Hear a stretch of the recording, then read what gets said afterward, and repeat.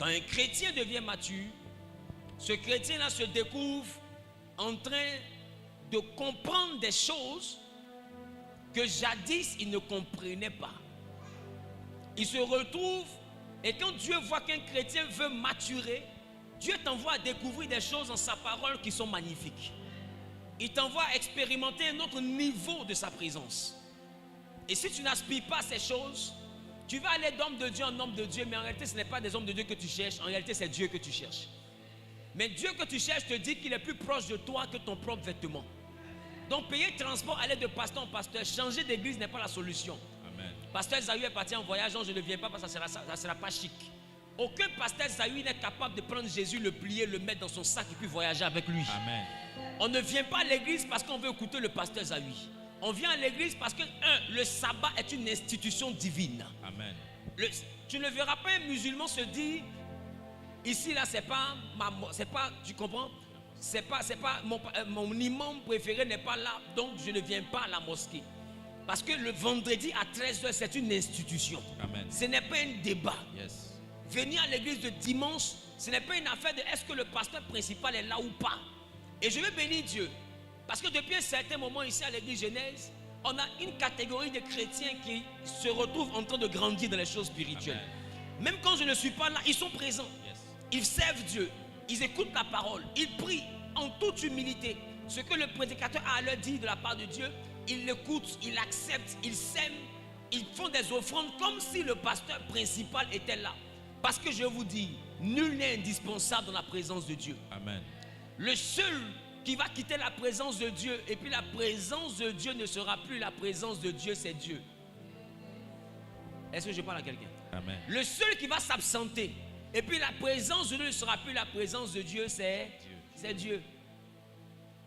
Ça veut dire que quand on voit des églises disparaître après la mort du leader, c'est parce que le leader n'a pas envoyé le peuple à vivre de manière autonome.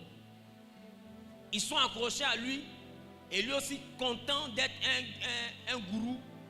Tout le monde, papa, mes enfants, ne voyez pas quelqu'un, voyez-moi moi seul. Et puis un coup accident, papa est mort.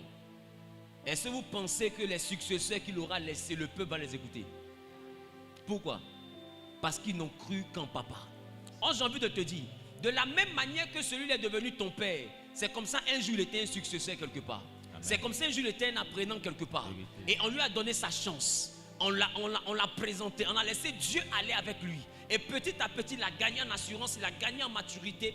Et bizarrement, il est devenu le repère que Dieu t'a donné. C'est parce que ce que tu négliges aujourd'hui sont les repères que Dieu est en train de former pour demain. Il est important que tu apprennes à grandir. Accrochons-nous à la présence de Dieu et non à un homme de Dieu. Dis avec moi la maturité. La maturité. En Philippiens, le chapitre 1, le verset 6, la Bible nous dit une chose que je souhaiterais que nous puissions lire rapidement. Philippiens, le chapitre 1, le verset 6. Philippiens, chapitre 1. Je disais à Paris, parce que beaucoup ont appelé ma fille, le pasteur Olive. Papa ne reçoit pas, on veut le voir. Est-ce qu'à la veille, si on vient, est-ce qu'on va le voir? Et ma fille, il faut leur dire qu'il n'y a pas le temps. Je ne suis pas venu ici pour les voir. Je suis venu ici pour parler de la part de Dieu. Voilà. S'ils veulent me voir, ils montent dans l'avion, ils viennent à Abidjan. Moi, ils montent dans mon avion, ils viennent ici, tu veux me voir. Qui comprend ce qu'il dit? Et je lui ai dit en pleine veillée, ne pensez, si tu viens ici parce que tu as atteint un pasteur qui va te cajoler, bébé, joujou, sors. C'est pas ici, tu t'es trompé. Si vous voulez un pasteur qui sera là, non, sors. Moi, je veux une catégorie de chrétiens qui, sans que le pasteur ne dise, s'assoit à l'ombre à la maison, après 13h, 14h, tu as fini de manger, tu n'as pas sommeil, tu ouvres ta Bible, tu commences à la lire. Amen. Je veux une catégorie de chrétiens qui, à partir de 22h, 23h, sans que papa ne dise qu'on a des moments de prière prophétique, un ange va apparaître. Ah, il a dit ange va apparaître. Donc tu pries pas pour voir Dieu, tu pries parce qu'on t'a dit un ange va apparaître. Donc tu n'aimes pas Dieu, tu aimes ce que Dieu donne. Celui qui n'est pas mature n'aime pas Dieu. Amen. Il aime ce que Dieu donne. La maturité t'envoie à te lever le matin, à 4h du matin, prier jusqu'à 6h du matin. C'est la maturité qui peut te faire ça. Mais l'immaturité t'enverra à prier quand on te fait la police. Est-ce que je parle à quelqu'un? Est-ce que je parle à quelqu'un? quand tu n'es pas mature, tu n'as pas de constance. Parce que celui qui n'est pas mature n'est pas responsable. Mais quelqu'un qui n'est pas responsable, est-ce qu'il peut comprendre que ses parents ont raison quand ses parents lui disent « Aller à l'école, là, c'est bien pour toi ». D'autres même sont hommes de Dieu. On leur dit « Aller à l'école, c'est bien pour toi ». Ils n'ont pas compris. Ils ont pris le Seigneur net, ils ont laissé l'école. Et puis, un matin, ils ont commencé à écouter Esaü. Comme ils ne comprennent pas français, ils veulent le contredire. Si tu étais parti à l'école comme tes parents t'avaient dit,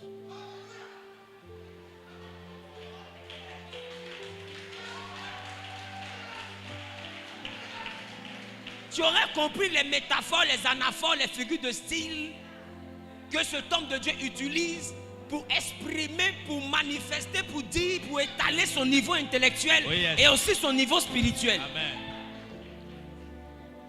Il est important qu'on apprenne à grandir. Si Dieu t'appelle, ça ne veut pas dire que tu dois démissionner de l'école. D'ailleurs, quand Dieu t'appelle, un jour, il te prépare à parler aux chefs d'État, aux ministres, aux ambassadeurs, aux gouverneurs de ce monde. Mais j'ai envie de te dire, le pasteur que tu vois qui te parle des fois, qui parle de punctualité, si tu me vois devant des autorités, tu seras déçu. Parce que tu n'auras plus jamais la même personne.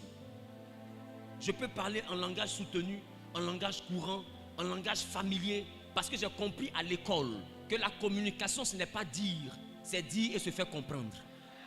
Donc le plus important n'est pas de parler, c'est que ce que tu dises là, qu'on entende et qu'on comprenne. Tu viens, tu donnes des gros mots, tu finis, alléluia, j'ai déjà voulu dire. Tu as parlé à ton âme, qui t'a écouté? Et c'est pourquoi les gens sont étonnés de voir que les messages que Dieu met dans ma bouche ont de l'impact. Parce que mes messages sont donnés dans le langage du peuple. Dans le langage du peuple. Tu veux parler à quelqu'un, mais utilise son style de langage. Il te comprendra. Directement la maturité. La maturité. Philippiens le chapitre 1, le verset 6 nous dit: Je suis persuadé que celui qui a commencé en vous cette bonne œuvre la rendra parfaite pour le jour de Jésus-Christ. Il dit, je suis persuadé que celui qui a commencé en vous cette œuvre, cette bonne œuvre, la rendra parfaite pour le jour de Jésus-Christ. Ça veut dire que devenir chrétien, c'est une œuvre que Dieu commence avec toi. Mais il ne veut pas s'arrêter à te baptiser. Il ne veut pas s'arrêter seulement qu'à ton baptême. Il ne veut pas s'arrêter seulement qu'au fait que tu viennes à l'église. Il veut rendre cette œuvre qu'il a commencée là parfaite. Et pour ça, tu dois te disposer. Je peux te dire, personne n'est appelé par Dieu s'il n'a pas une grande destinée. Donc ne pense pas que tu es là que pour décorer, ou bien ta destinée n'est pas d'avoir un salon de coiffure.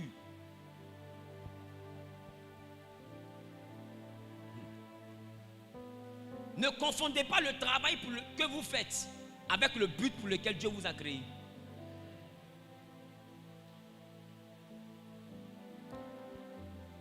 Des fois, le travail est lié à l'école. Mais dis-moi, au temps d'Abraham, est-ce qu'il y avait école?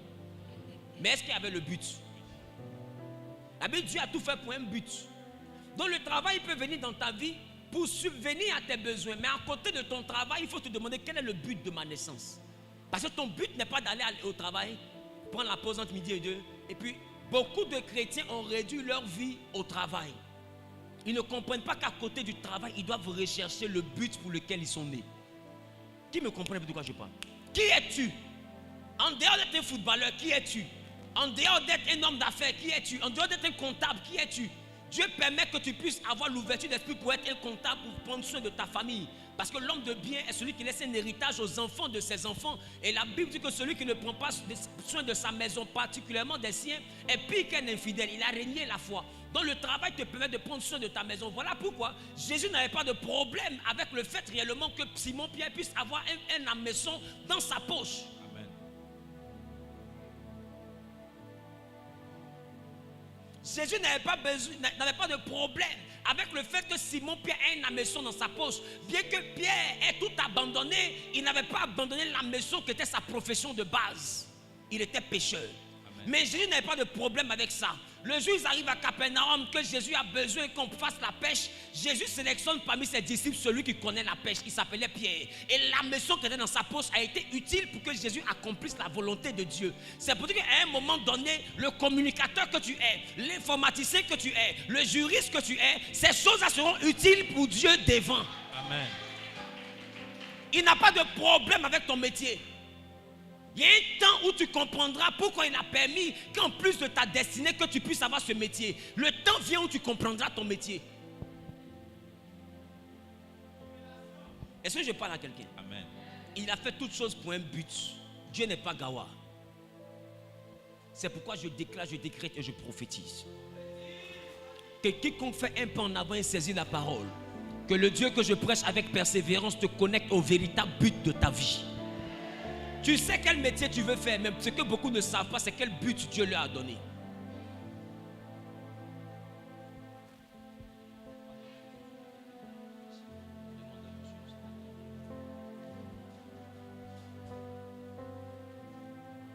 Donc, il est important que tu comprennes. À un moment donné, le métier est différent du but. Dis quand le métier est différent du but. Le métier est différent. Dis quand le métier est différent du but. Le métier est différent du but. On connaît ton métier, mais quel est ton but? Amen. Amen. Est-ce que vous savez que l'apôtre Paul fabriquait les tentes? D'ailleurs, il était issu d'une famille où le père aussi avait fait fortune dans ce domaine. Donc, il fabriquait les tentes pour vendre. Donc, fabriquer les tentes, c'était son métier. Mais à côté de cela, son but, c'était l'apostolat. Donc, il faisait les tentes pour vendre, mais en même temps, il faisait son métier. Beaucoup sont là, ils disent, le pasteur a eu vie des dîmes et des offrandes. Mais les fidèles qui sont assis en face de moi, ils savent que ce n'est pas leur dîme. Est-ce que c'est les enfants? Dans ce cas-là, où se trouvent ces activités? Tu veux mon ministère ou bien tu veux mes activités? Si j'étais un motivateur, coach, entrepreneur, je t'aurais monté mes activités. Comme je suis pasteur, je te montre mon ministère. Maintenant, si de mon ministère, tu constates l'argent de mes activités, je n'ai pas besoin de justifier l'origine de l'argent de mes activités. Parce que dans le pays où nous sommes, il y a la police économique, il y a tout pour vérifier qui est qui fait quoi, qui a quoi. Et je peux vous assurer, je ne dépends pas de cette église. Bien au contraire, à 90%, les finances de cette église dépendent de ce que Jésus me donne. Fais comme ça.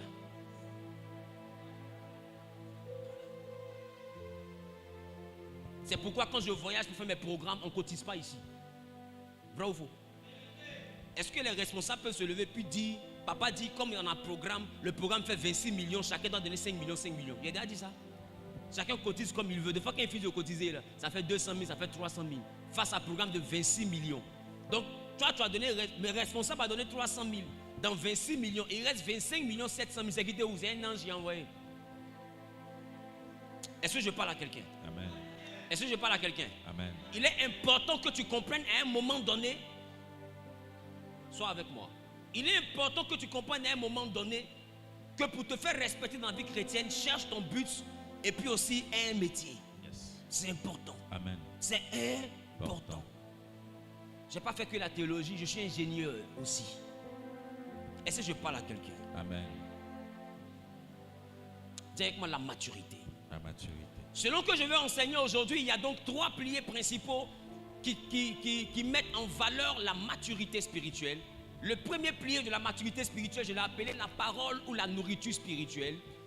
Le deuxième pilier, je l'ai appelé la vie de prière. Et le troisième pilier de la maturité, je l'ai appelé l'éducation. L'éducation, entre parenthèses, la restauration de ton âme. Pour ceux qui notent, nous sommes des disciples, disciples parlent d'élèves. Donc un élève vient toujours à l'école avec un cahier. Parce que tu vas me regarder comme ça.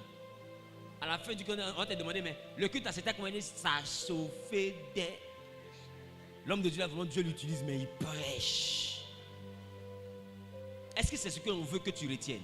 Dis à ton voisin, prends quelque chose, il faut noter. Prends quelque chose, il faut noter. Donc, premier pilier, la parole de Dieu ou la nourriture spirituelle. Deuxième pilier, la vie de prière. Troisième pilier, l'éducation, entre parenthèses, la restauration de l'âme.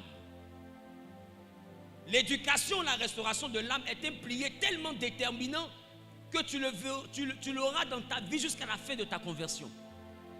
Parce que l'âme est difficile à éduquer.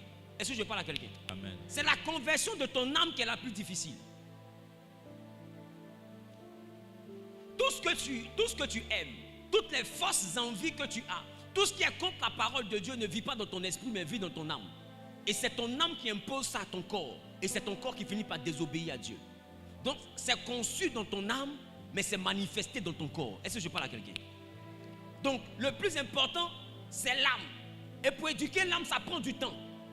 Donc, plus tard, on va arriver sur le troisième point. Mais aujourd'hui, je veux que nous puissions aller sur le premier point que j'ai appelé la nourriture spirituelle ou la parole de Dieu. Matthieu, le chapitre 4, le verset 4. Donc, tu peux mettre grand 1, la nourriture spirituelle ou la parole de Dieu pour ma maturité spirituelle. Matthieu 4, 4. Je vous invite donc à vous tenir debout, s'il vous plaît. Honorons la parole de Dieu. Oui. Jésus répondit, il est écrit, l'homme ne vivra pas de pain seulement, l'homme ne vivra pas de pain seulement, mais de toute parole qui sort de la bouche de Dieu. Mais plutôt de toute parole qui sort de la bouche de Dieu. Donc il est écrit, l'homme ne vivra pas de pain seulement, mais de toute parole qui sort cependant de la bouche de Dieu. Assieds-toi dans la présence de Dieu. Alléluia. Amen. Voici que notre Seigneur Jésus est rencontré par Lucifer dans le désert après 40 jours de jeûne. Et la Bible dit, quand Satan rencontre le Seigneur Jésus, il lui dit en première position, voici que tu as faim. Alors, demande à ce que les pierres se changent en pain pour que tu manges. Et Jésus répond, l'homme ne se nourrira pas seulement de pain, mais de toute parole qui sort de la bouche de Dieu. Donc, Jésus dit, l'homme ne se nourrira pas seulement de pain. Autrement dit, l'homme se nourrit aussi de pain, mais pas que de pain. Donc ça veut dire que Jésus est en train de dire, l'homme a deux types de nourriture. L'homme a la nourriture physique, le pain qui gère le corps, mais l'homme a une autre nourriture consommable aussi, qu'on appelle la parole de Dieu. Si le corps est alimenté, équilibré par la nourriture physique, foutou, sauce graine, bâton de manioc, donne-moi encore un truc. Gaba, donne-moi encore un truc. Akassa. Tu vas voir que si tout à l'heure tu ne manges pas, jusqu'au soir, tu ne manges pas jusqu'à demain, à un moment donné, un vibreur va s'activer en toi. Tu vas commencer à sentir que tu n'es pas équilibré. Qui comprend de quoi je parle? Amen. Tu vas commencer à avoir les vertiges, d'autres vont tomber sous onction. Amen. Donc, ton corps va perdre son équilibre parce que ton corps n'est pas alimenté. Mais aussitôt que tu manges, que tu t'alimentes, tu retrouves une forme d'énergie. Amen. Tu retrouves une forme d'énergie qui permet au corps de tenir. Ça veut dire que si la nourriture physique permet au corps de tenir, Jésus dit, il y a une autre nourriture que l'homme aussi doit manger. Donc ça ne permet pas au corps de tenir. Ça permet à la dimension spirituelle de cette personne-là de tenir. Ça permet à l'esprit de cette personne de tenir. Donc le corps est alimenté par ce qui est physique, mais l'esprit est alimenté par la parole de Dieu. Une personne qui veut manger spirituellement doit manger la parole de Dieu. Amen. C'est pourquoi j'encourage tous ceux qui passent des jours et des jours à suivre les prédications que nous donnons. Mange. Dis à ton voisin, mange. Mange. C'est la parole de Dieu. Mange. Gave-toi de ces choses. À un moment donné, tu vas voir que tu ne sentiras plus le temps passer. À un moment donné, tu vas voir que tu vas commencer à grandir. À un moment donné, tu vas commencer à voir qu'il y a des choses qui ne vont plus être dans ton caractère. Naturellement, cette parole va se mettre à te transformer sans que toi-même tu ne sois témoin de ta propre transformation. Amen. Tu vas commencer à devenir quelqu'un d'autre. Parce que cette parole va se charger de te changer en une nouvelle personne. Quand on dit les choses anciennes sont passées, toutes choses deviennent nouvelles. On n'a pas dit toutes choses sont nouvelles. On dit toutes choses deviennent nouvelles. Donc c'est un présent continu. C'est une continuité. Ça ne se fait pas de manière instantanée. Les choses anciennes sont passées là. Ça ne se fait pas de manière instantanée. Les nouvelles choses ne viennent pas de manière subite. Elles viennent au fur et à mesure que tu grandis avec Dieu. Et dit toutes choses deviennent nouvelles. Plus tu avances, plus ça devient. Plus tu plonges, plus ça devient. Plus tu t'habitues à la parole de Dieu, plus tu deviens une nouvelle personne. Plus tu te transformes. Tu n'as pas te transformer parce que simplement tu as prié. Tu te transformes aussi parce que tu as mangé. Aucun enfant ne grandit parce qu'on lui donne la prière. Pour grandir, on lui donne à manger. Donc la nourriture est donc le premier pilier qui permet à un enfant de grandir. C'est pourquoi des athées peuvent grandir. C'est pourquoi des personnes qui ne croient pas en l'existence de Dieu peuvent grandir. Pourquoi? Parce que ces personnes mangent. Si tu manges, tu vas grandir. Même si Dieu ne t'aime pas, tu vas grandir. Tu vas vieillir, barbe va pousser. Parce que la nourriture crée l'alimentation. Amen. Et l'alimentation renforce le corps et permet au corps de se développer. Donc si tu veux grandir dans le monde spirituel, tu dois manger la nourriture qui fait grandir dans le monde spirituel. Est-ce que je parle à quelqu'un? Amen. C'est pourquoi n'attends pas quelqu'un avant d'ouvrir ta Bible. N'attends pas dimanche avant de lire ta Bible. Le chrétien est le seul, tu lui dis fouille dans la Bible, c'est dedans, et puis il accepte. Il faut connaître ce que la Bible dit.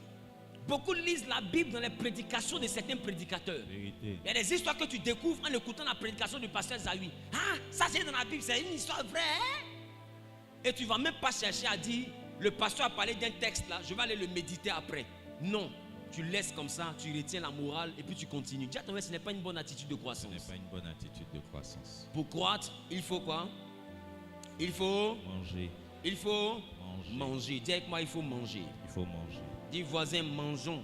Voisin, mangeons. Mais surtout, mangeons la parole de Dieu. Surtout mangeons la parole de Dieu. Alléluia. Amen. Alléluia. Amen. Combien de personnes ouvrent leur Bible ne serait-ce qu'une seule fois par jour? C'était quand la dernière fois que tu as décidé d'ouvrir ta Bible et de commencer à lire durant une période précise de Genèse jusqu'à Apocalypse? Qui l'a jamais fait? Qui l'a déjà fait? De Genèse à Apocalypse. Tu t'es arrêté où? À Apocalypse, ou bien vers Apocalypse, ou bien en allant à Apocalypse? Dis à ton voisin, allons là-bas.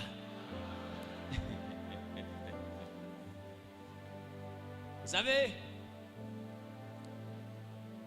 les 66 livres de la Bible, tu dois les connaître. Même si tu ne les connais pas par cœur, tu dois les avoir lus au moins une fois dans ta vie. Au moins une fois dans ta vie. La Bible, le Saint-Esprit vous rappellera les choses. Mais comment est-ce qu'on te rappelle quelque chose que tu n'as jamais lu? Le Saint-Esprit ne va pas te dire la Bible, il va te rappeler la Bible. Mais pour te rappeler la parole de Dieu, il faut que tu l'aies déjà lu. Donc tu vois que Dieu est limité face à un chrétien qui ne lit pas. D'ailleurs, le plié de la prière, pour ceux qui ne savent pas, dépend du plié de la lecture de la Bible. Amen. Parce que Dieu ne veille pas sur tes problèmes pour les résoudre. Dieu veille sur sa parole pour l'accomplir. Donc tu dois être capable de fouiller dans sa parole. Quelle est sa promesse qui correspond à ton problème et qui oblige Dieu selon sa parole à résoudre ton problème? C'est ça la vraie équation. Et c'est avec cette parole-là que tu vas aller présenter ton problème à Dieu en lui disant je suis stérile, mais il est écrit dans ta parole que la stérile enfante 7 fois. Alors je demande aussi mes 7 enfants. Tu ne peux pas, en tant que stérile, demander à Dieu des enfants si tu ne connais pas la promesse de Dieu pour les stériles. Oh yes. C'est pourquoi la Bible est un testament, c'est un héritage. Il faut connaître la part qui t'appartient dans l'héritage. Il y a une part qu'on t'a léguée, mais cette part est rattachée à ton besoin. Donc il est important que tu connaisses la Bible. Est-ce que je parle à quelqu'un? Dieu ne veille donc pas sur ton problème. Si Dieu doit te bénir par ordre de problème, si Dieu doit nous élever par ordre de problème, je vous assure qu'il ne commencera pas par nous. Si Dieu doit te bénir parce que tu fais pitié, il ne commencera pas par cette église. Je t'assure, tu as des besoins, mais tu n'as pas encore eu des problèmes. Tu connais un problème. Tu connais un problème. Toi, tu peux dormir et tu as un problème. Regarde comment tu es joli, regarde ton voisin. Regarde ton voisin. Un perruque, c'est là, tu as un problème. Regarde ton voisin, comment il est beau. Un veste ça là, tu lui demandes s'il a un problème. Si toi tu as un problème, celui qui est couché au sud depuis 6 mois, qui a tué sur lui partout là, lui il a quoi? Si toi tu as un problème pendant que tu dors dans un studio climatisé, tu dis c'est trop serré, et lui qui dort sur table au marché, lui il va te dire quoi? Tu dis tu as un problème, tu manges poisson braisé, quand tu prends Coca-Cola, tu mets dessus, tu rotes. On est dans le couloir et j'entends ça au bout là-bas. Si toi tu as un problème, celui qui est en Europe, ou bien celui qui est dans les pays, fait des poubelles, va dans les restaurants pour voir. Vous ne les voyez pas souvent au restaurant? Ils sont là, ils attendent que vous finissez de manger. Mais je peux prendre, quand tu prends tes restes, les enfants la groupent dessus. Tu connais le problème? Arrête d'attirer quelque chose sur toi. Tu n'as pas de problème, tu as des besoins. Il faut respecter Dieu et respecte les efforts que Dieu a fournis dans ta vie. Tu n'as pas de problème, tu as des besoins. Tu as des choses dont tu as besoin pour que ta vie soit meilleure. Mais sinon ta vie non plus ne fait pas pitié. Ce qui fait que tu te fais pitié toi-même, ce sont tes ambitions démesurées. Tu veux vivre au-dessus de tes moyens, non, toi-même tu te mets une pression de souffrance. Sinon en réalité, si tu vis dans ce que Jésus t'a donné, tu ne vas pas souffrir. Amen. Tes problèmes viennent de ton envie. Voilà. Tes problèmes viennent de ton envie. Sinon, chambre salon que tu es déménagé là. Et puis tu es trop malheureux pour tes camarades en manoir. Quand tu vas déménager, reviens là dans une semaine. Tu vas voir quelqu'un qui est en train de laver la maison. En train d'appeler son frère. Hé, Dieu s'est glorifié, il y a une maison. Oh. Maison, toi tu dis Dieu n'a rien fait là. La même maison, quelqu'un dit Dieu a tout fait. Donc le bonheur n'est donc pas dans ce qu'on recherche. Le bonheur est dans l'appréciation de ce qu'on a. Si tu ne sais pas apprécier ce que tu as, tu ne seras jamais heureux. Amen. Ta femme est grosse, tu veux femme mince. Aime son ventre en même temps. Commence à faire répétition. Parce que c'est ce ventre-là elle a. Et c'est ce ventre-là elle l'aura. Amen. Est-ce que je parle à quelqu'un? Amen. C'est comme par exemple, une femme qui veut vivre avec moi et puis qui n'aime pas petit pied. Ma chérie, tu t'es vraiment trompé. Parce que ces pieds de canne à sucre sont les meilleurs pieds prophético-rhématiques. Si tu veux, tu viens à tes roses, il faut aimer pied là. Pied là, il faut aimer. Voilà. Quand les autres disent il a petit pied, il faut dire il a joli pied. Il faut aimer. Je parle à quelqu'un. Amen. D'autres n'aiment pas leur vie, ils ne s'aiment pas eux-mêmes. Même ton corps, tu n'aimes pas. J'ai dit, l'hippopotame n'a jamais pleuré parce que le singe est mince. Jamais. Chacun a sa forme. Yes. Le crocodile n'a pas pleuré parce que l'oiseau s'envole. Toi tu t'envoles, moi il rampe. Vivons. Dis avec moi, vivons, vivons. Vivons, vivons. Parce que le crocodile sait que si jamais il veut s'amuser à s'envoler, ça a mal fini. L'oiseau aussi sait que s'il veut passer toute sa vie à ramper, ça a mal fini. Quelqu'un va venir le prendre pour le manger. Donc quand on veut le manger, qu'est-ce que lui fait? Il s'envole. Chacun a ce que Dieu lui a donné. Écoutez, tout le monde n'est pas appelé à être milliardaire. Mais tout le monde est appelé à être heureux. Donc le bonheur ne dépend donc pas de ce que tu as. Il y a des gens qui sont milliardaires mais qui ne sont pas heureux parce qu'ils se mettent encore une pression. Entends ce que tu as là. Si quelqu'un a ça, lui il ne travaille plus. Il se couche comme ça. Il va comme ça. Et puis il dit au vent, souffle-moi. Il est déjà full tout de suite. Quoi? Et toi tu as 3 milliards, tu dis Dieu n'a rien fait pour moi. Je suis malheureux, parce que j'ai envie d'avoir 100 milliards. Tu es cupide. Il y a des gens sur la terre qui vont vivre. Jusqu'à quand les enfants vont venir vivre. Eux tous collés, ils ne vont pas avoir 3 milliards. Mais ils seront heureux. Tu les verras en train de danser. Tu les verras en train de boire Coca-Cola. Tu les verras en train de festoyer. Tu les verras en train de blaguer, de rire. Tu les verras en train de se taquiner. Tu les verras en train de se poursuivre, se chatouiller. Tu les verras en train d'aller à la plage. Même si ce n'est pas dans Île Boulay ou bien dans Baie des Milliardaires. Dans Port-Boué, ici au bord de la mer. Il sera content avec sa femme. Entre toi et puis ta femme, vous êtes dans yacht, mais vous n'êtes pas content. Lui, il est dans bungalow, il est content avec sa femme. Toi, tu es dans jet privé, tu n'es pas content. Regarde, quand un homme est envieux, il ne peut jamais être heureux. Amen. Ta camarade aura le même sac que toi, c'est pour elle là qui sera jolie. Entends, vous avez le même sac, hein, mais c'est pour elle là qui est jolie. Je parle à quelqu'un. Ton ami a le même salaire que toi, tu jalouses ses habits. Mais ce qu'on prend pour te payer là, c'est ça, il prend pour s'habiller. Attends, tu es trop fâché. Va t'habiller.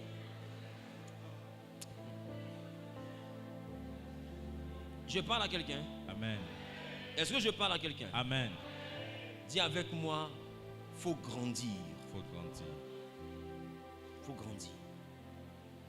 Paul dit, en tout et pour tout, j'ai appris à me satisfaire de la situation dans laquelle je me trouve. Le bonheur, c'est l'appréciation de la situation dans laquelle tu te trouves. Si aujourd'hui, des gens qui t'ont accueilli te chassent, ne les maudis pas. Même s'ils t'ont chassé de la mauvaise des manières, la manière la plus humiliante. Ne te rappelle pas du jour où ils t'ont chassé. Rappelle-toi du jour où ils t'ont accueilli. Un jour, ils t'ont accueilli. Mais l'homme aujourd'hui, Dieu ne te bénira jamais. Parce que partout où tu pars, tu racontes comment on t'a chassé. Mais tu n'as jamais dit comment on t'avait accueilli. Tu n'as jamais dit ça. Comment est-ce qu'il n'était pas obligé et puis il t'a nourri? Il n'était pas obligé, tu t'es lavé dans son eau, tu n'as pas payé de facture. Tu as mangé sa nourriture, tu ne vas jamais dire ça à quelqu'un. Non, il est méchant. Il m'a chassé comme un chien pourri. Je ne vais jamais oublier ça. Dieu aussi ne va pas t'oublier. Amen. Parce que ton modèle là, c'est dangereux pour l'humanité. Tu es ingrat, coefficient 20.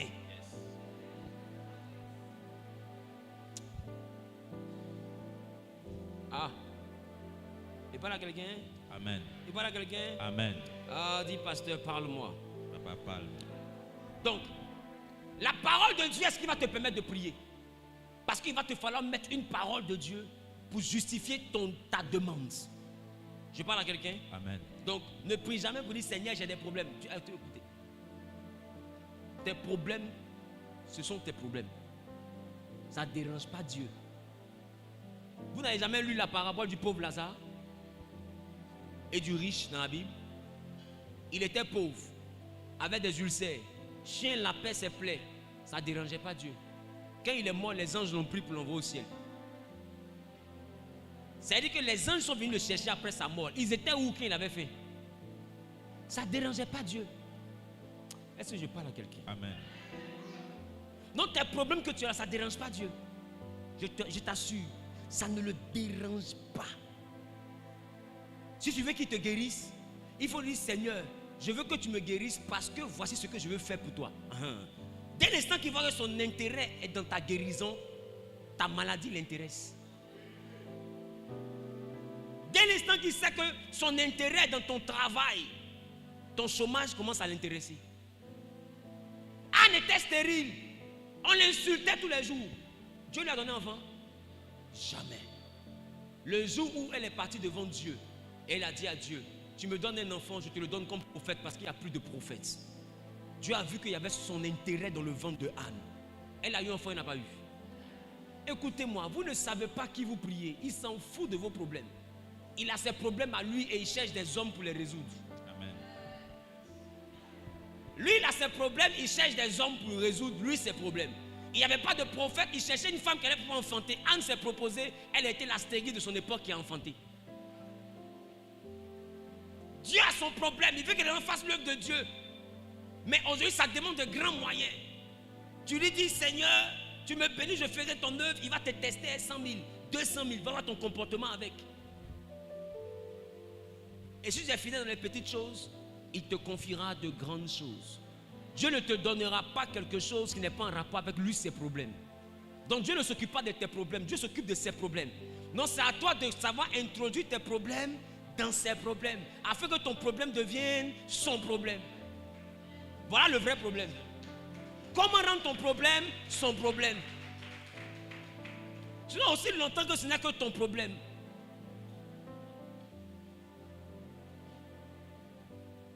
Dis à ton voisin, fais de ton problème le problème de Dieu. Fais de ton problème le problème de Dieu. Donc la prière n'est donc pas demandée. La prière, c'est la stratégie, l'art de l'argumentaire. Arriver à convaincre Dieu dans un rendez-vous privé dans ta chambre que ton problème le concerne. C'est ça, prier. Réussir à le convaincre. Parce que quand tu l'appelles, il vient. Bon, mon fils, tu m'as appelé là, on dit quoi? Non, je suis chômeur, oui, ok. Non, je suis tonton, oui, ok. Appelle n'importe quel homme d'affaires, présente-lui un projet. S'il ne sent pas son intérêt, il va t'écouter, il va partir. Parce que chaque homme d'affaires s'intéresse à son intérêt dedans. Tout ça là, c'est bien beau, mais je gagne quoi? Quand ce que tu lui proposes l'intéresse, il investit. C'est pas comme ça. Donc quand tu appelles Dieu, Seigneur, viens. Bon, ok. Maman, on l'insulte. Ok. On nous a chassés. Ok. On nous a frustrés. Ok. Non, ok. À la fin, lui il se demande, je gagne quoi? Seigneur, fais ça pour que ton nom soit glorifié. Je t'assure. Il n'a pas besoin de ta réussite pour que son nom soit glorifié. Son nom est déjà glorifié pour les siècles et des siècles. Et puis on répond. Donc ce n'est pas ton petit travail que tu vas avoir là qui va glorifier son nom. Il n'a même pas besoin de ton nom, de ta réussite pour glorifier son nom. Je te promets, ta réussite ne lui donne aucune gloire. La terre même est pleine de sa gloire. Regarde la mer, c'est sa gloire. Regarde les montagnes, c'est sa gloire. Regarde les nuages, c'est sa gloire. Le soleil est bloqué dans le ciel, ça ne tombe pas, c'est sa gloire. Écoute, l'univers est rempli de sa gloire. C'est ce que les séraphins ont dit en Ésaïe. Saint, Saint, Saint, l'Éternel des armées. Et toute la terre est pleine de sa gloire. Donc tu n'as pas... Ce que toi tu auras là n'ajoutera rien à sa gloire. Il est glorieux. Les gens disent qu'il n'existe pas. Tu l'as vu, il a répondu.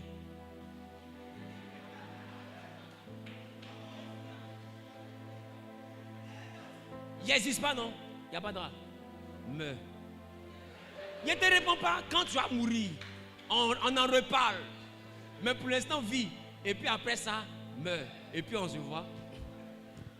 Les plus grands philosophes qui ont tenu ce genre de thèse à la fin de leur vie. Et pourtant, Dieu existe. Ils en sont contredits eux-mêmes. Parce que le jour de ta mort, là, tes yeux s'ouvrent. C'est pourquoi remarquez que quand quelqu'un doit mourir, il commence à voir des gens venir. Il commence à parler avec des gens.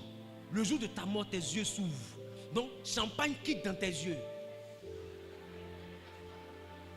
C'est à cause de Belé que tu es devenu bête, non? Belé quitte dans tes yeux. Ces yeux de foule, tu as regardé pour dire Dieu n'existe pas. La foule aussi quitte à côté de toi. Et puis tes yeux s'ouvrent. Et puis tu vois une porte s'ouvrir. Tu vois des anges venir. Et puis le premier te dit Dieu m'a envoyé. Avant de quitter la tête, il dit aux gens, et pourtant, il existe. Il a envoyé des gens pour venir me chercher. On sent là-bas comme ça.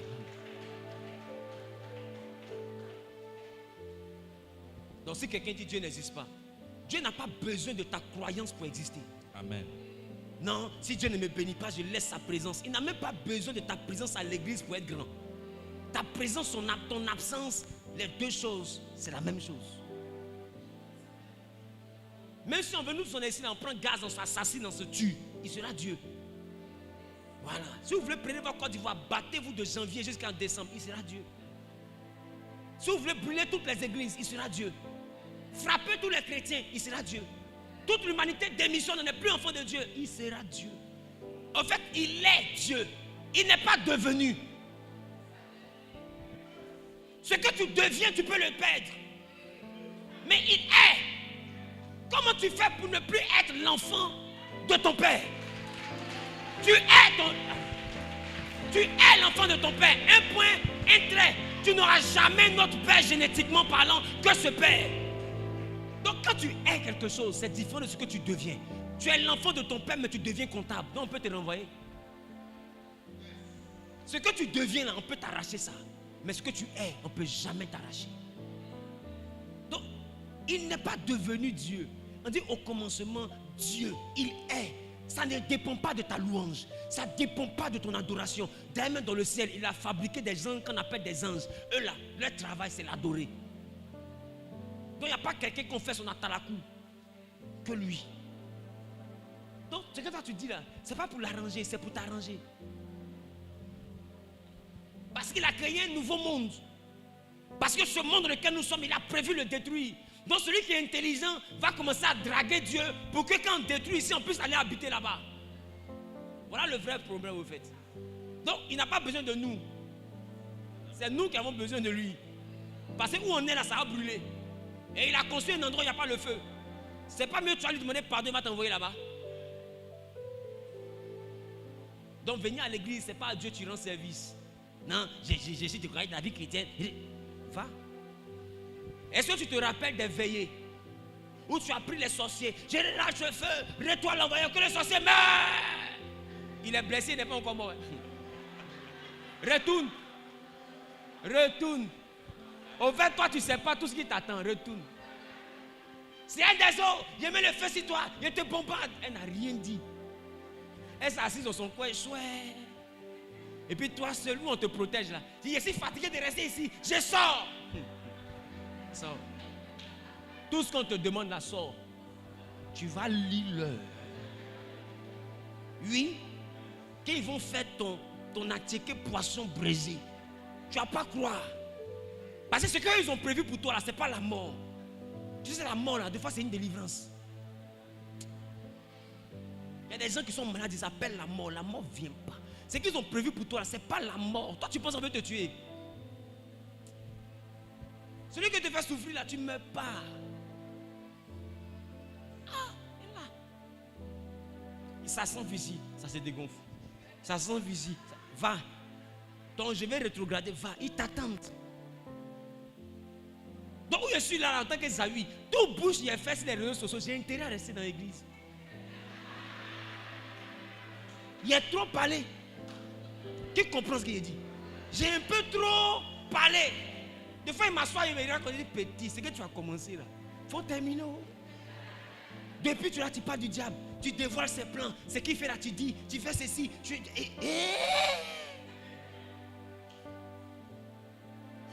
Ils sont comme ça.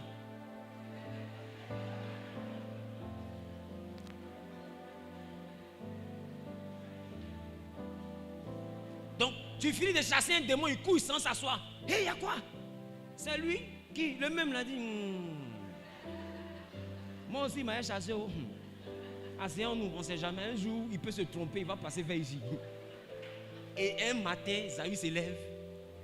Je ne vais plus servir Dieu. Ils vont se taper comme ça, collègue. Il y a un Dieu pour les pauvres. Chaque chose en son temps. La patience est un chemin d'or. Et Dieu nous le livrera. Quoi? En fait, vous ne savez pas ce qui vous attend. C'est pourquoi vous parlez de je viens plus à l'église un peu, j'ai pris plus, je suis découragé. Tu ne sais pas le monde spirituel. En fait, tu n'as jamais vu. Tu as entendu parler du spirituel, mais tu n'as jamais vu les sorciers en live. Tu n'as jamais vu un démon en live. Tu n'as jamais vu un ange en live. Toi, tu te dis que ça existe. D'autres savent que ça existe. Toi, tu crois que ça existe. D'autres savent que ça existe. Toi, tu penses que ça existe. D'autres ont touché. Celui qui a touché, celui qui croit ne sont pas pareils. Ta vie chrétienne est légère et tu la prends à la légère parce que tu crois. Tu ne sais pas. Celui qui sait est au-dessus de celui qui croit. Parce que quand je dis je crois que mon frère est dans la chambre, c'est que je ne suis pas si sûr. C'est pas ça? Est-ce que tu crois que Dieu existe? Tu dois dire je sais que Dieu existe.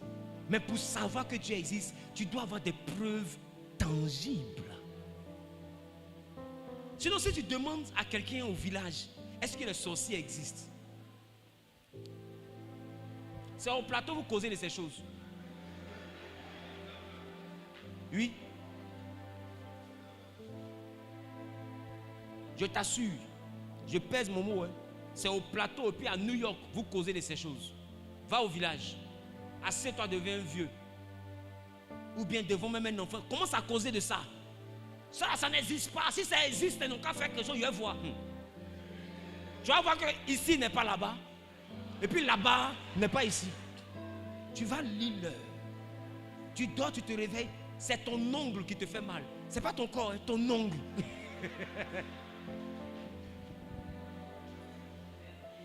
Et puis quand tu cries, mon pied, oh! Et puis on te dit, au fait, on n'a pas mangé. Hein? On a fait bisous dessus. Tu sens la douleur? Il dit oui. On existe ou on n'existe pas? Il dit, je vous jure. Vous existez. Là, je ne crois plus. Je sais. De toute façon, mon pied s'est enflé de là à là. Si vous n'existez pas, le pied ne peut pas s'enfler comme ça. Parce que mon pied n'avait rien. Quand tu vois des gens marcher sur carreau, il n'y a rien. Puis un coup, son pied se casse, double fracture. Tu as expliqué ça comment? Il y a des choses là. Il ne faut pas t'amuser. Donc, ce que tu n'as jamais vu, il ne faut pas discuter dessus. Et la maturité spirituelle te demande de faire ces choses. Je parle à quelqu'un? Amen. Je parle à quelqu'un? Amen. Je parle ou je bavarde? Amen. Dis prophète, parle-moi. Papa parle. Amen. Amen. Qui aime la parole de Dieu? Je vais partager 5 choses que tu ne peux pas accomplir sans la parole de Dieu. Et après, nous allons encore, la semaine prochaine, partager encore d'autres choses qu'on ne peut pas accomplir sans la parole de Dieu. Écoute-moi bien. Premier point, sans la parole de Dieu, il était impossible de devenir enfant de Dieu. Jean le chapitre 1, le verset 12, nous dit quoi? Jean le chapitre 1, le verset 12. Je viens un deuxième lecteur parce qu'on va aller très vite. Sans la parole de Dieu, il est impossible de devenir enfant de Dieu. La Bible dit quoi? Mais à tous ceux qui l'ont reçu, À ceux qui l'ont reçu, à ceux qui croient en son nom, à ceux qui croient en son nom, elle a donné le pouvoir de devenir elle a enfant donné de le Dieu. pouvoir de devenir enfant De de Dieu. Dieu. Ça veut dire que la parole de Dieu qui s'est faite chair, sans elle, tu ne peux pas devenir enfant de Dieu. Donc si aujourd'hui tu es chrétien, tu n'es pas chrétien par ta volonté, tu es chrétien parce que la parole de Dieu t'a donné le pouvoir de devenir enfant de Dieu. Donc ta vie chrétienne commence par la parole. Alors Jean dit, au commencement était la parole. Préparez-moi encore, comment on appelle ça? Josué chapitre 1, le verset 8. Et le deuxième lecteur prend le psaume 107, le verset 20. Donc, Jean dit, devenir enfant de Dieu dépend de la parole. Ça c'est d'un. Deuxième tiret, Jean dit encore que devenir enfant de Dieu nous confère un pouvoir. Or, la parole te rend enfant de Dieu et c'est la parole qui donne le pouvoir. Donc tu ne peux pas avoir le pouvoir dans la vie chrétienne si tu ne te nourris pas de la parole de Dieu. Est-ce que je parle à quelqu'un? Le combat spirituel entre Jésus et puis le diable, ce n'est pas déroulé par le feu. Ça s'est déroulé par il est écrit. Quand Jésus a causé le diable, je n'ai pas vu le feu que vous avez beaucoup dans vos églises. Je n'ai pas vu ça là-bas. Je vais te dire une chose. Satan doit habiter en enfer. Donc tu ne penses pas que depuis qu'on lui a annoncé ça, là, il a commencé à s'entraîner un peu avec le feu?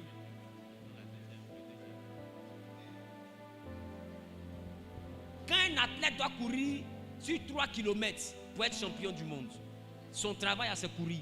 Est-ce que tu ne penses pas qu'il va commencer à se mettre à la maison, commencer à courir, faire exercice pour apprendre à courir? Donc quelqu'un qui doit habiter en enfer, un feu indescriptible. Tu ne penses pas que depuis qu'on lui a dit ça là, il a commencé à prendre le feu un peu, mettre un peu sur lui pour essayer de tester, pour essayer de supporter? Mais malgré ça, il n'est pas encore prêt pour le feu duquel on parle. Donc toi, ton feu là, bon, à vrai dire, ça va lui faire quoi? Jésus n'a jamais chassé les démons par le feu. Il a chassé les démons par la parole d'autorité. Il parlait avec autorité aux démons. Donc la parole d'autorité n'est pas enflammée. La parole d'autorité est puissante parce qu'elle est chargée de l'onction de Dieu. L'onction de Dieu peut avoir la répercussion d'un feu sur un démon. Mais l'onction de Dieu n'est pas le feu. Le feu, là, ça les atteint. Donc le pouvoir vient de la parole de Dieu. Amen. Satan a été vaincu par Jésus dans le désert par il est écrit. Je parle à quelqu'un. Amen. Et Satan a attaqué Jésus par il est écrit. Donc Satan ne peut pas t'attaquer sans que son attaque ne soit appuyée sur une écriture de Dieu.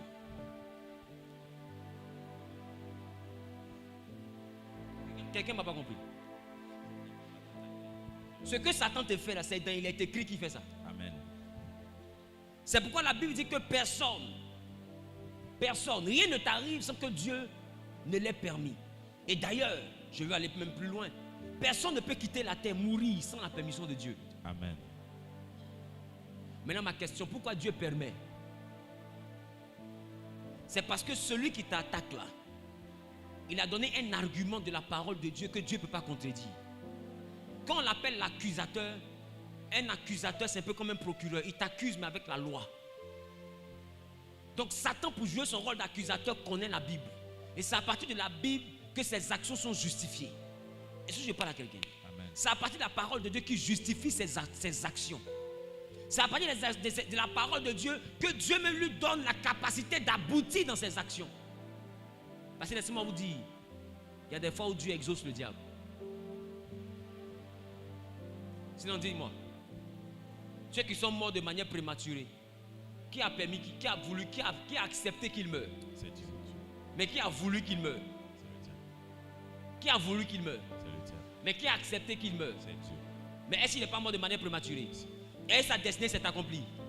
Est-ce que ce que Dieu a écrit de Dieu s'est accompli? Ça veut dire que ce qu'ils ont donné comme argument justifiait sa mort. C'est pourquoi, si tu te plains du sorcier qui a tué ton parent ou bien qui a tué ton frère, pendant qu'on n'a pas encore enterré ton frère, il ne faut pas te plaindre du sorcier. Demande à ton frère, il a fait quoi et puis il est couché ici. Je reprends. Qu'est-ce qu'il a fait? Et puis il est couché là. Parce que s'il n'a rien fait contre la parole de Dieu, Dieu ne peut pas le livrer au sorcier. rendu coupable. Parce que sa mort vient d'une accusation. L'accusation vient d'une violation.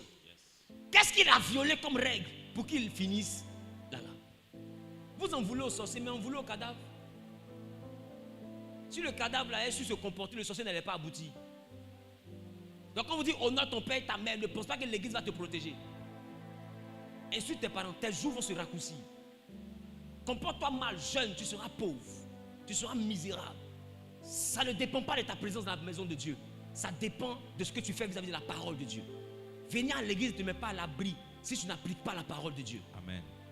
Je parle à quelqu'un. Amen. Donc ne pense pas que tu serais impoli et puis comme tu as le feu du Saint-Esprit, le feu, donc tu es enflammé. Écoute, des fois le feu devient l'eau quand tu es impoli. Et quand tu dis le feu, il prend et puis il se rince avec. Et puis t'attaque bien jusqu'à ce que mort s'en suive. Mais je prie que le sang de l'agneau maintenant te sauve, te délivre, t'arrache du verdict de toute condamnation au nom suprême de Jésus-Christ de Nazareth. Amen. Que toute programmation de l'ennemi qui avait trouvé son sens par une erreur que tu as commise, que cette programmation soit annulée par le sang de l'agneau. Amen. Qui a dit bien Amen est propriétaire de cette Amen. parole au nom de Jésus. Qui a dit bien Amen est propriétaire de cette parole au nom de Jésus. Alléluia. Amen. Troisième point que je donne rapidement. Sans la parole, il est impossible d'avoir le succès et la réussite. Josué 1:8. Josué chapitre 1, le verset 8. Oui. Que ce livre de la loi ne s'éloigne point de ta bouche. Il dit que ce livre de la loi ne s'éloigne point de ta bouche. Il n'a Mais- pas dit que ce pasteur il n'a pas dit que ton pasteur ne s'éloigne point de ta vie. Il dit que ce livre de la loi. Quelqu'un peut montrer la Bible? Quelqu'un me montre la Bible? Lève ta Bible. Si c'est ton portable, si c'est dans ton portable, lève ton portable. Lève la Bible, lève la Bible. Dis avec moi que ce livre de la loi Que ce livre de la loi ne s'éloigne jamais de ma bouche. ne s'éloigne jamais de Il dit ma quoi? bouche. Médite-le le jour et nuit. Ça veut dire que matin et soir, trouve un temps au moins pour le lire. Les gars, c'est la Bible que tu n'as pas le temps pour lire. Sinon, matin et soir, tu es sur Facebook. Matin et soir, tu es sur WhatsApp. Quand tu te réveilles même pour aller pisser, avant de te recoucher, tu vois si la notification, c'est bien écrit. Et toi, tu es un enfant. Quand tu te laves là, tu fermes la porte, non?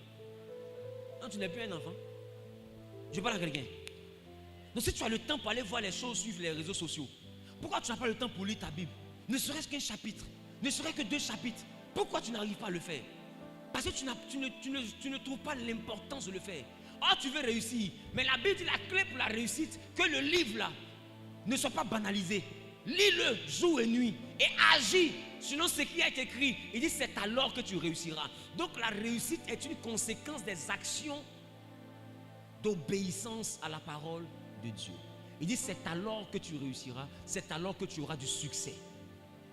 Donc tu veux réussir, tu vas avoir le succès, lis la Bible et cherche à appliquer la Bible. Il y a des lois dans la Bible qui t'enverront le succès, il y a des lois dans la Bible qui t'enverront la réussite. Donc tu n'auras pas la réussite et le succès parce que tu pries, tu auras la réussite et le succès parce que tu médites. Donc lis la Bible, lis la parole de Dieu est vitale pour ton succès. Est vital pour ta réussite. Est-ce que quelqu'un veut réussir ici? Amen. Tu veux réussir? La Bible t'a donné la clé. La clé, c'est le livre. Donc si tu ne lis pas la Bible, qui est ennemi de ta réussite? Qui est ton ennemi? Qui combat ta réussite? Attends, c'est comme si tu adores un fétiche que tu ne danses jamais. Comment c'est possible? Tu adores un fétiche qui n'a jamais pris ton coq, ni ton bélier. C'est que vous deux, vous ne vous connaissez pas. Qui comprend de quoi je parle? Amen. Ou bien même ton coutou, il n'a jamais pris. C'est que vous deux, vous ne vous connaissez pas. Comment tu fais pour adorer un Dieu que tu ne connais pas, que tu ne lis pas, que tu ne pratiques pas? Tu es chrétien parce que tu es censé pratiquer la parole de Dieu. Amen. Je parle à quelqu'un. Amen. Je parle à quelqu'un. Amen. Dis à ton voisin, la clé du succès La clé La du clé du succès succès est dans la parole de Dieu. est dans dans la la parole. parole de Dieu. La clé de ma réussite La clé de ma réussite est dans la parole de Dieu. est dans la parole de Dieu. Si je veux réussir, Si je veux réussir, je dois lire la parole jour et nuit. je dois lire la parole jour et nuit. et je dois marcher selon ce qui est écrit. Je dois marcher selon ce qui est écrit. C'est alors C'est alors que je réussirai. que je réussirai. C'est alors C'est alors que j'aurai du succès. que j'aurai du succès. Donc nous, en tant que chrétiens, notre succès vient de ça. Donc si à partir d'aujourd'hui, tu veux réussir, il y a un élément qu'il ne faut pas négliger. C'est la Bible. Quelqu'un m'a compris? Amen. Psaume chapitre 107, le verset 20. Parce que par la parole de Dieu, on est guéri. Toi qui es malade, tu es là un jour, tu as des bobos, tu as des trucs, etc. Tu ne comprends pas, tu es toujours à l'hôpital, tu es maladif. La Bible guérit. Psaume Là- 107, le verset 20. Oui. Il envoya sa parole et les guérit. Ah? Il dit quoi?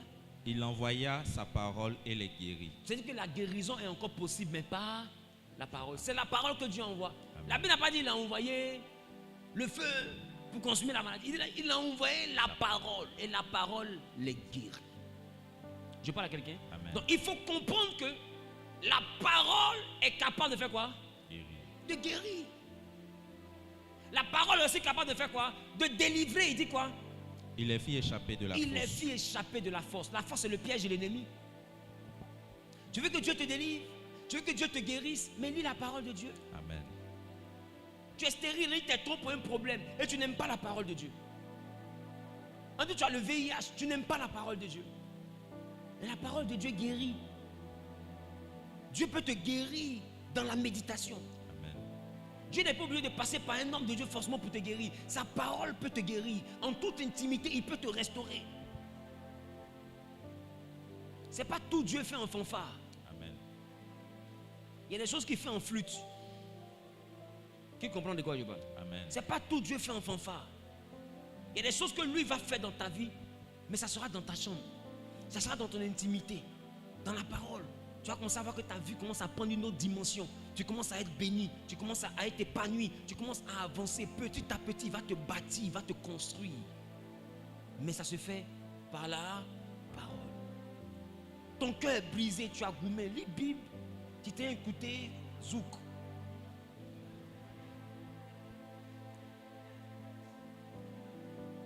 Hein? Il parle à quelqu'un? Amen. Il parle à quelqu'un? Amen. Donc, si la parole guérit, c'est que la parole soigne de gourmet. Amen. On lit la Bible. Le monsieur a dit, il ne veut plus, tu te tues pourquoi? Ouvre ta Bible, commence à lire. Que Dieu vienne te guérir. Parce qu'il a te dit, Dieu est le seul qui n'a pas à expliquer ton problème à quelqu'un. Donc tu n'as rien à faire, lis ta Bible. Tu as trop mal, lis ta Bible. Tu sens que vraiment la personne a été méchante. Ouvre ta Bible, commence à faire tes méditations. Il dit Dieu va te guérir, tu auras oublié, tu ne vas pas comprendre. Et avant de lire, prie, Seigneur, mon cœur est malade. Seigneur, mon corps est malade. Je lis afin que tu envoies ta parole pour me guérir. Et puis commence à lire. Tu verras que Dieu va guérir ton cœur, il va guérir ton corps sans l'intervention d'un homme. Dieu restaure. Amen. Je prie que Dieu te libère de toute forme de maladie. Amen. Tu n'as pas bien dit Amen, ça me dérange. Amen. Amen. Qu'il te guérisse de la maladie physique, de la maladie émotionnelle. Amen. Qu'il te guérisse de toutes sortes de maladies au nom suprême de Jésus. Amen. Celui ou celle qui a dit Amen en faisant un pas en avant, que l'Éternel le guérisse. Amen. Celui qui a dit Amen plus fort que son voisin, que l'Éternel envoie sa parole et que sa parole te guérisse au nom suprême de Jésus. Je déclare, je décrète et je prophétise la guérison surnaturelle. Amen. La guérison surnaturelle. Amen. Il a dit par ses maîtrises, nous sommes guéris. Alors je déclare que toute maladie dans ton corps te libère au nom de Jésus. Amen. Tu es dans cette salle, tu es connecté au réseau, reçois la guérison au nom de Jésus. Amen. Reçois la restauration au nom de Jésus. Amen. Reçois la délivrance au nom de Jésus. Amen. Reçois la victoire au nom de Jésus. Amen. Celui qui dit Amen plus fort que son voisin est propriétaire. Amen. Au nom suprême de Jésus. Osée le chapitre 4, le verset 6. Et si vous savez qu'il y a des gens qui sont enfants de Dieu mais que Dieu rejette. Osée chapitre 4, le verset 6. Osée Mon- chapitre 4, le verset 6. Oui. Mon peuple est détruit Il dit mon peuple est détruit parce qu'il lui manque la connaissance. parce qu'il lui manque la connaissance. Puisque tu as rejeté la connaissance, Puisque tu as rejeté la connaissance. je te rejetterai Moi, Dieu, je te Et rejetterai. tu seras dépouillé de mon sacerdoce. Tu seras dépouillé du sacerdoce. Puisque tu as oublié la loi de ton Dieu, Puisque tu as oublié la loi de ton Dieu, j'oublierai aussi tes enfants. je vais oublier tes enfants. C'est dur comme parole. Vous vous limitez seulement à mon peuple est détruit par manque de connaissance. Mais ce n'est pas seulement ce que Dieu a dit. Il dit non seulement tu ne connais pas, tu ne cherches pas à connaître la parole de Dieu. Il dit puisque tu as négligé, puisque tu as rejeté ma parole, moi aussi je te rejetterai. Puisque tu n'as pas accompli la loi, tu as oublié la loi de ton Dieu, j'oublierai aussi tes enfants.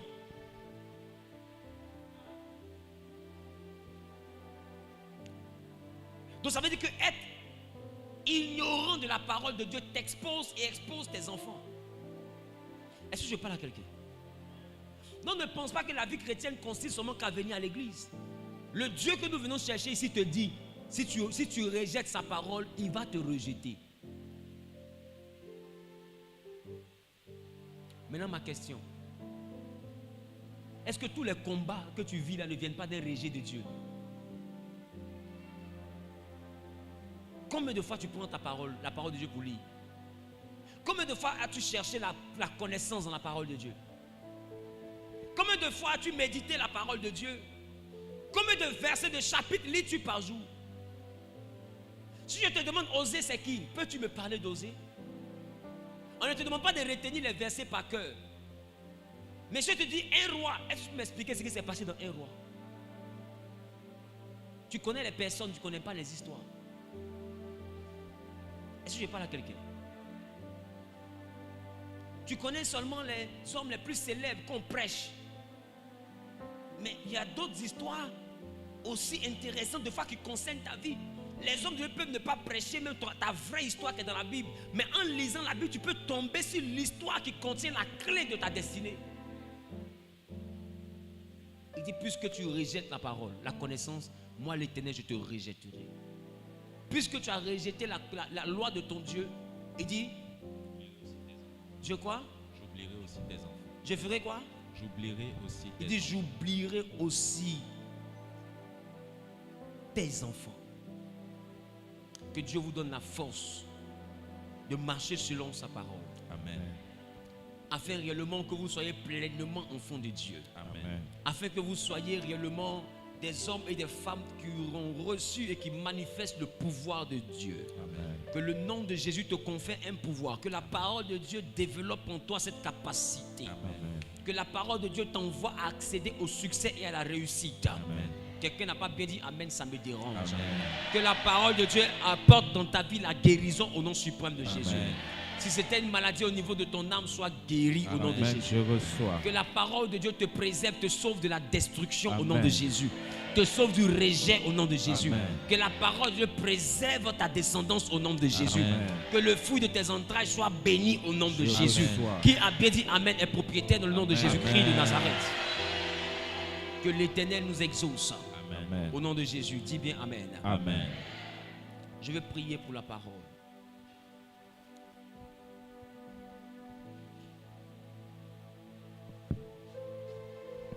Restez devant, s'il vous plaît. Restez devant, s'il vous plaît. Toi qui me suis en ligne, ou bien toi même qui n'es même pas de cette église, quand tu rentres dans ton assemblée et que ton pasteur finit de prêcher, apprends à semer sur la parole. Apprends à semer sur la parole. Et tu verras que l'Éternel permettra que ce que tu as entendu devienne ton quotidien. Je veux prier. Levez les mains, vous qui êtes devant. Il dit la foi sans les œuvres est morte. Ça veut dire que si tu as entendu quelque chose, que cette chose-là réellement t'a impacté, tu vas accompagner ce que tu as entendu d'une action. Or, l'offrande est une action. Voilà pourquoi on appelle ça action de grâce. L'offrande est une action. Une action qui montre que tu as cru. Si quelqu'un t'explique quelque chose comme projet que tu ne crois pas, tu ne lui donnes pas ton argent. Parce que le projet, ce n'est pas quelque chose qui est fait sur le champ. C'est quelque chose qui doit se faire, qui doit se réaliser. Donc quand tu lui donnes ton argent, c'est sur la foi que tu donnes ton argent. Et parce que tu crois. que tu lui donnes ton argent. Donc l'offrande est une chose qui atteste que je crois en ce qui a été annoncé. Et je vais expérimenter ce qui a été annoncé. Alors je déclare, je décrète et je prophétise. Dans la vie de quiconque est dans cette salle et de tous ceux qui sont connectés aux réseaux sociaux qui feront leur offrande par les moyens qui s'affichent à l'écran. Que l'Éternel vous exauce. Amen. Qui vous envoie à grandir dans sa parole. Amen. Vous savez, derrière ce que nous lisons dans la parole de Dieu, il y a la vérité de Dieu. Il dit quoi? Vous connaîtrez la vérité et la vérité vous affranchira. Derrière la parole de Dieu que tu lis, il y a la vérité de Dieu.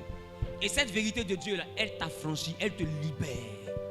Donc la vraie délivrance n'est pas dans seulement que la prière, c'est aussi dans la connaissance de la parole de Dieu, la découverte de la vérité. Je déclare que Dieu te connecte à la vérité de sa parole qui te délivrera de tout ce que tu traverses. Amen. Qu'il te donne de pouvoir comprendre les mystères de sa parole. Amen. Beaucoup de gens ici sont découragés parce que quand ils lisent la Bible, ils constatent qu'ils ne retiennent pas, donc ça les énerve. Bravo. Parce que tu lis pour pouvoir dire, il est écrit ici, ici, ici. Que Dieu te délivre de cet orgueil. Amen. C'est l'orgueil. Lisez la Bible. Est-ce que Jésus a dit au diable, il est écrit en Exode, chapitre 1, verset 1, tu ne tenteras pas l'Éternel ton Dieu. Il a dit ça. Il dit, il est écrit.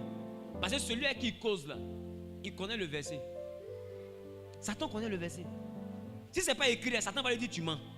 Ça là seulement, ce n'est pas écrit. Mais ils n'ont donné aucune cotation. Mais il a donné la parole. Tu n'as pas besoin de retenir dans quel livre c'est écrit pour que Dieu valide sa parole. Sa parole est sa parole. Si ce qu'il a dit là existe, lui il reconnaîtra. Les démons reconnaîtront parce que tout le monde connaît ça. Ils n'ont pas besoin de connaître le verset. Voilà pourquoi il y a des Bibles où c'est le verset 32 qui dit une chose. Il y a une autre Bible où le même verset là est dit au verset 33. Donc si ça dépend d'un numéro de verset, quand c'est 32, c'est 33, c'est quand on s'est trompé. Le plus important n'est pas le verset, c'est de connaître ce qui est écrit. Tu me comprends? Donc laisse l'orgueil de vouloir retenir. Tout le monde n'a pas cette grâce. Tout le monde n'a pas cette grâce. Même moi-même je te parle là, je n'ai pas cette grâce. La grâce de dire, il est écrit à gauche, à droite. Je ne l'ai pas, mais je sais ce qui est écrit. Qui comprend de quoi je parle? J'ai déjà lu ce qui est écrit. Et quand Dieu veut me donner des messages, il me rappelle un verset. C'est pourquoi vous voyez que deux fois je prends la Bible, et puis je suis en train de chercher le verset. Et je sais que j'ai déjà lu. Je sais que c'est écrit. Et je trouve le verset et puis je prêche. Ça m'empêche de prêcher. Et ça m'empêche de prêcher. Maintenant, si moi-même je n'arrive pas à retenir, pourquoi toi tu es frustré parce que tu ne retiens pas? Moi je ne retiens pas, mais je suis pasteur. Et puis quand je prêche, ça bénit des vies. Qui comprend de quoi je parle? Amen. Et puis tout à l'heure, je ne connais pas tous les versets de couple par cœur, ni tous les versets de la prière par cœur. Mais si je vais t'enseigner sur la prière, je vais te dire, il est écrit ici. On va chercher, on va trouver le verset, je vais t'exhorter. Ça m'a enlevé quelque chose. Dis avec moi, laisse l'orgueil. D'autres se disaient, ils connaissent ça par cœur. Je viens de t'avouer que je ne connais pas par cœur. Ça m'a enlevé quelque chose. Je ne connais pas par cœur là, mais essaie de dire, moi je connais par cœur, lui ne connaît pas par cœur. Enseignons, j'ai t'enterré. J'ai te fait disparaître d'enseignement. Tu ne vas pas croire. Parce que écoute, ce n'est pas une affaire, ce n'est pas l'orgueil, ce n'est pas la force. Je parle à quelqu'un ou pas. C'est une affaire d'esprit de Dieu. Je prie que l'Éternel te donne la force de lire. Amen. Même si tu ne comprends pas, qu'il t'envoie à continuer à lire. Amen. Même si tu ne retiens pas, qu'il t'envoie à continuer à lire. Amen. Et qu'au moment opportun, que le Saint-Esprit te rappelle tout ce que tu auras lu. Amen. Que le Saint-Esprit te rappelle tout ce que tu auras lu. Amen. Celui qui dit Amen, bien que le Saint-Esprit le connecte à une intimité dans la parole de l'Éternel. Que Dieu fasse de toi un gladiateur de la parole. Amen. Un guerrier dans la parole. Amen. Quelqu'un qui mangera la parole jour et nuit. Amen. Quelqu'un qui... Ah, tu n'as pas bien dit Amen. Amen. Que l'Éternel fasse de sa parole ton ami fidèle. Amen. Que chaque jour que tu aies envie de lire la parole. Amen. La Bible dit là où se trouve ton cœur, là où se trouve ton cœur, là aussi se trouve ton trésor. Amen. Que désormais que ton cœur soit dans la parole de Dieu, pour que le trésor de la parole de Dieu t'appartienne. Amen. Que l'Éternel connecte... Ah, tu n'as pas bien dit Amen. Que Dieu connecte ton cœur à sa parole. Amen. Celui qui dit je reçois est propriétaire. À partir d'aujourd'hui, je déclare que de façon naturelle, que le Saint-Esprit crée en toi l'envie de découvrir des choses dans la Bible. Amen. Que ta soif soit portée vers la parole. Amen. Que ton envie soit gérée par la parole. Amen. Que la parole réellement devienne une passion pour toi. Amen. Que tu sois passionné par la parole de Dieu. Amen. Qui a dit Amen est propriétaire. Amen. Sois béni au nom de Jésus.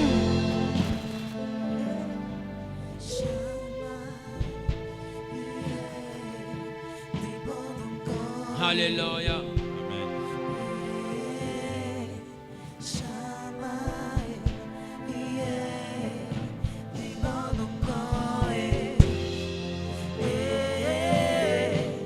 Amen.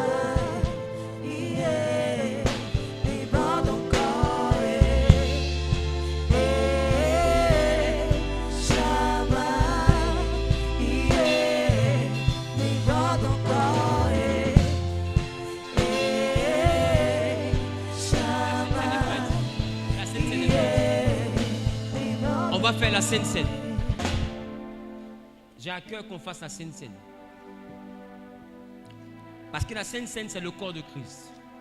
Or, Christ est la parole. Amen. Alors dis à ton voisin, on va manger la parole. On va manger la parole. Christ est la parole. Normalement, on fait la Sainte Seine à la fin, mais ce message sur la parole en tant que plié me donne l'envie, l'inspiration de faire la Sainte Seine.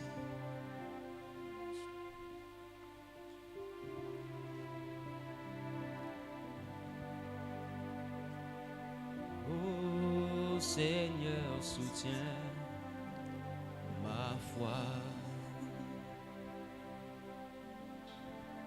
Christ est la vie recherchée de mon âme. Oh Seigneur, Soutiens ma foi. est-ce qu'on peut afficher le programme qui commence à partir de demain à l'écran? Le programme qui commence à partir de demain, est-ce qu'on peut l'afficher à l'écran? Nous avons un grand programme sur les démons des eaux et des airs. Comment les vaincre? Qui est à la veillée? On a parlé des démons, on a parlé des esprits, on a parlé des démons des airs, on a parlé des esprits des eaux. Et à partir de demain, 19h sur YouTube. C'est pas ici, c'est sur YouTube. Demain, 19h sur YouTube. Non, demain, 21h plutôt. 21h, autant pour moi. Sur YouTube, nous aurons l'enseignement sur les démons des eaux et des airs, comment les vaincre. C'est un cours de démonologie qui aura pour but d'envoyer chacun à atteindre la délivrance. Donc tu peux ne pas être possédé, mais tu peux être influencé. Ceux qui étaient à la veillée ont compris. Donc toi qui veux comprendre, va suivre la veillée sur YouTube et tu comprendras certainement ce que j'essaie de te dire. D'accord? Et on va donner des directives pour que chacun puisse prier pour sa restauration et tout. Tu es passé par les eaux du baptême, viens prendre le pain et le vin. Nous allons passer à la Sainte Seine. Christ est la vie recherchée de mon âme. Oh Seigneur, soutiens ma voix. Christ est la vie recherchée de mon âme. Oh Seigneur, soutiens ma voix. Prends-moi, Seigneur.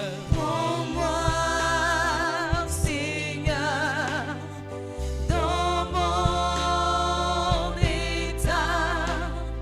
Dieu de Jacob, soutiens ma voix. Prends-moi, Seigneur, dans mon état. Dieu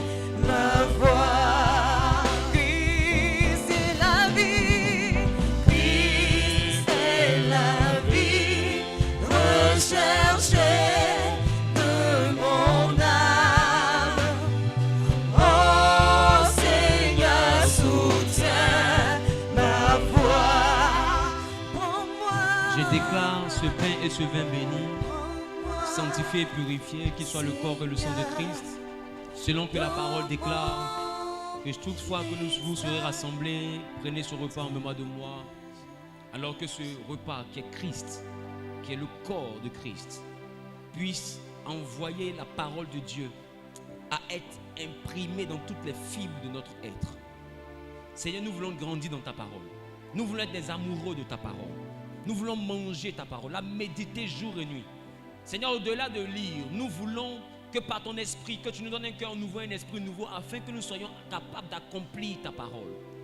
Car sans toi, nous ne pouvons rien faire. Tu sais que sans ton esprit, personne n'est capable d'accomplir ta parole. C'est pourquoi nous prions qu'en plus de lire, que tu fasses de nous, Dieu de gloire, pas des lecteurs oublieux, pas des lecteurs charnels, mais des hommes et des femmes qui liront et qui seront appuyés par le Saint-Esprit en vue d'accomplir ce qu'ils ont lu. Aide-nous, car sans toi, nous ne pouvons rien faire. Gloire et louange te reviennent et que ta parole vienne tailler notre caractère, tailler notre mentalité. Père, ajuster ce qui ne te confessait pas. Éternel, si tu sens que la grandeur que tu veux accomplir dans notre vie, Seigneur, si tu sens que ce que tu veux faire dans ma vie, Seigneur, ne peut pas être fait avec ce Wilfried que voici, alors Seigneur, arrache-le de ma vie. Et qu'il en soit ainsi pour quiconque entend cette prière. Seigneur, si ça ne va pas marcher avec qui nous sommes aujourd'hui, alors dépouille-nous par ce repas de qui nous sommes. Et envoie-nous à devenir qui tu veux que nous soyons. Seigneur, permets Dieu de gloire. Car Seigneur, nous avons souvent tendance à croire que tu veux nous délivrer du monde. Tu veux que nous puissions renoncer au monde. Or, tu nous as dit d'aller jusqu'à renoncer à nous-mêmes. Seigneur, si nous sommes aussi un obstacle à notre bénédiction, envoie-nous à renoncer à tout compartiment de nous qui s'oppose à notre destinée. Seigneur, que notre caractère, notre mentalité, nos paroles, nos actions, nos habitudes, notre attitude, qui nous éloignent de ton plan, Seigneur, soient retirées de notre vie, de notre quotidien. Merci, parce que tu nous rends semblables à ta parole, pour l'accomplissement de ta parole. Au nom de Jésus-Christ. Amen. Amen. Amen.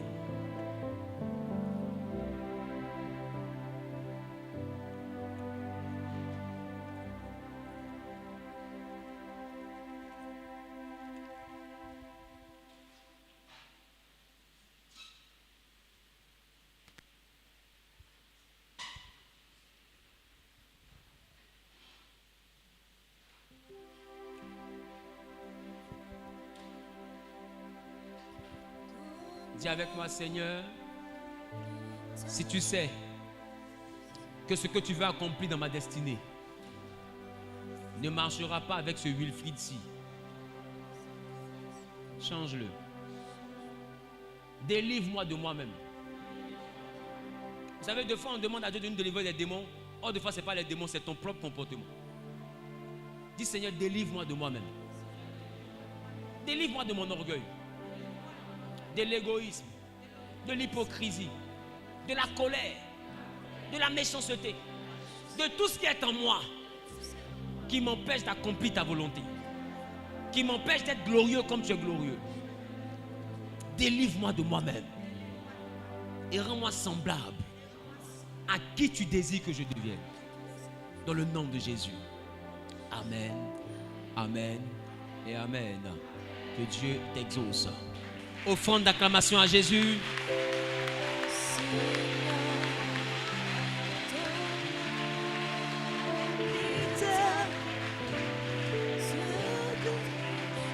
Approche ton voisin, dis à ton voisin félicitations.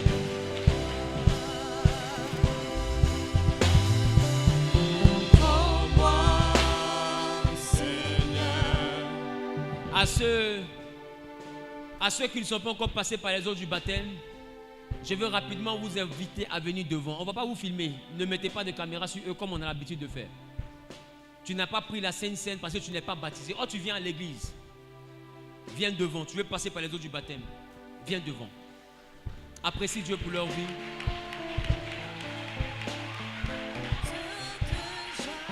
N'aie pas honte. Tu ne seras pas filmé. Ici, on ne filme pas les gens. Wow, wow, wow, wow, wow, wow, wow, wow, wow, wow. Est-ce que quelqu'un peut pousser des cris de victoire à la gloire du ressuscité, à la gloire de l'agneau immolé? Quelqu'un peut pousser des cris de victoire? C'est magnifique. Alléluia. Alléluia. Vous savez, je suis de ceux qui croient maintenant que si quelqu'un accepte le Seigneur Jésus le jeudi, on le baptise le jeudi. Vous savez, à vouloir attendre, beaucoup ont reçu la mort sur le chemin. À vouloir attendre, des fois beaucoup sont partis à la maison et puis ont été refroidis. C'est pourquoi on aura une séance de baptême le samedi. Mais celui qui sent que même aujourd'hui il n'a pas envie de partir mais sans se baptiser, à la fin du culte, on te baptise. Pourquoi je le dis? Pourquoi je le dis? Ce que je dis peut choquer plusieurs doctrines et mentalités.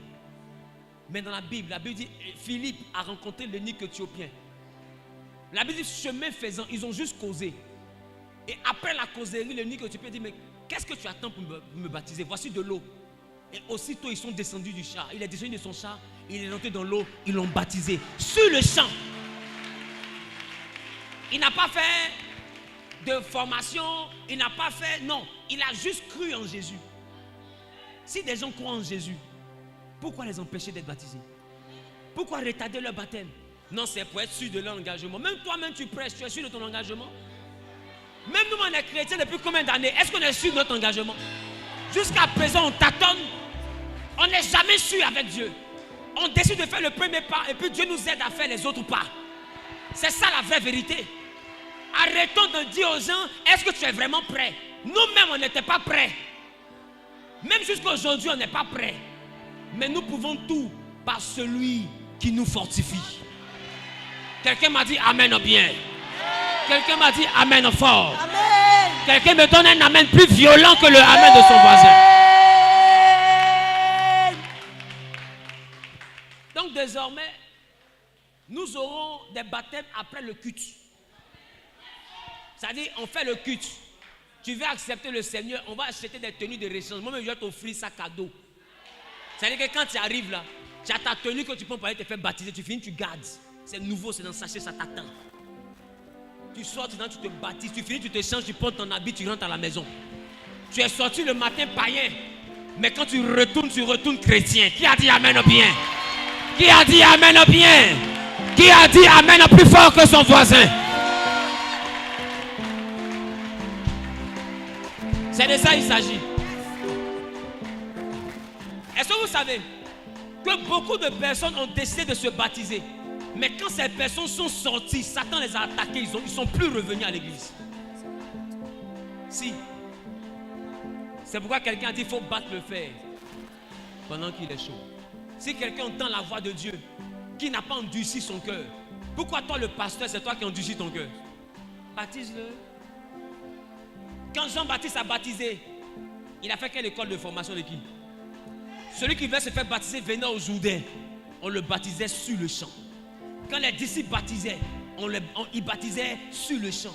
Donc, afin de dire, il faut faire 1 mois d'enseignement, 2 semaines d'enseignement, 1 an d'enseignement, ça vient d'où?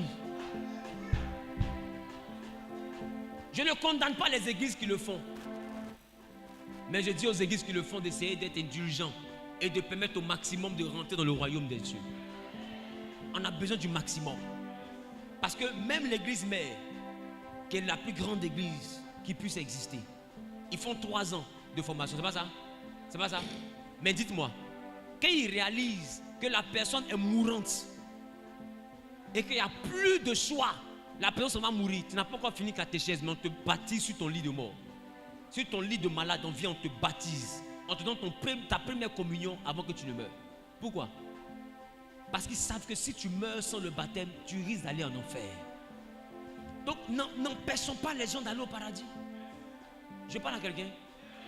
Donc si tu peux me donner communion sur mon lit de mort, baptise-moi pendant qu'il était vivant en même temps. Je parle à quelqu'un. C'est pourquoi on est là.